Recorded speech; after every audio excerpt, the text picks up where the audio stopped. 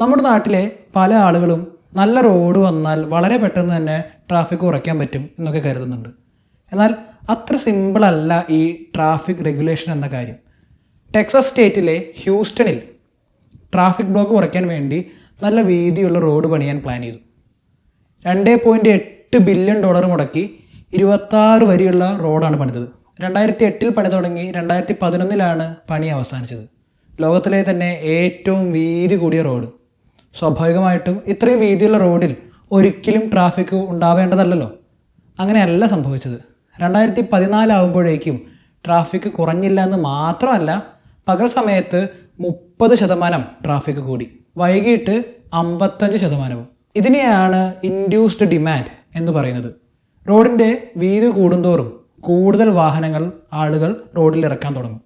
വണ്ടി ഇല്ലാതെ ഇരുന്ന ആളുകൾ പോലും പുതിയ വണ്ടി വാങ്ങും. ഇങ്ങനെ റോഡ് പഴയ പടിയാകും.